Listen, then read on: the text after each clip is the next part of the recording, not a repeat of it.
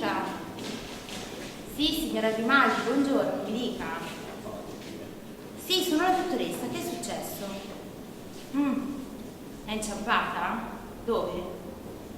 Ah, nello scalino davanti alla porta di casa. E che ha fatto, signora? È caduta? C'è del sangue? Si è fatta male al naso e al labbro.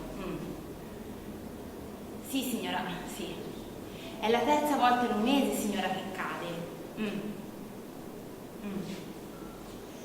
Sì, c'era qualcuno a casa? No. Era sola. Suo marito al lavoro, sì, suo figlio all'università.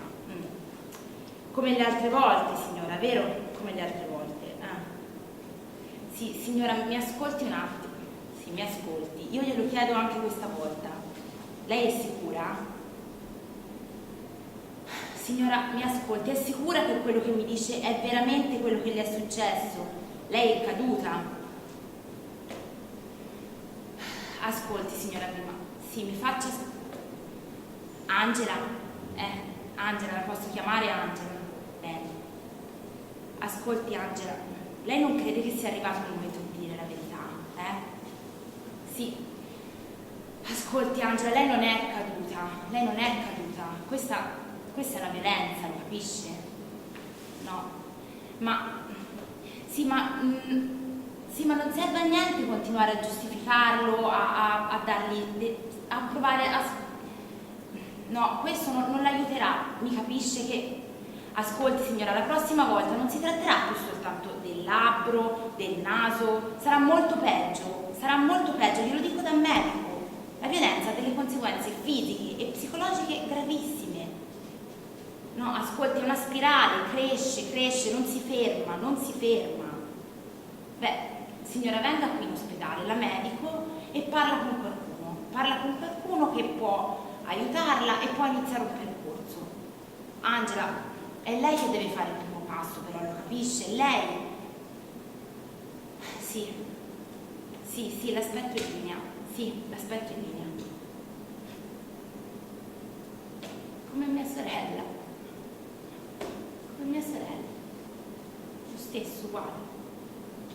Quante volte anche lei? Quante volte gliel'ho detto? Quante? Ma non ha mai reagito. Mio cognato era una bestia. L'ha picchiata ovunque, in ogni angolo del corpo. E lei era una stimata dottoressa. Sì, facciamo lo stesso lavoro. Però non ha mai reagito, mai. Si è sempre arrampicata su 1000 fragili specchi perché lei diceva, lo giustificava, diceva, ma lui può cambiare, io posso cambiarlo. Ma chi? Cosa? Chi si può cambiare? Come si pensa di cambiare qualcuno che ci sta distruggendo la vita? Come possono esserci donne così cieche?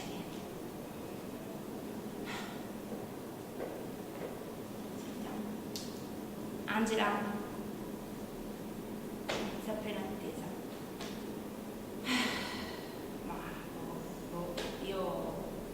io forse non posso capirle queste donne. Angela, mia sorella, perché il rapporto con mio marito è diverso.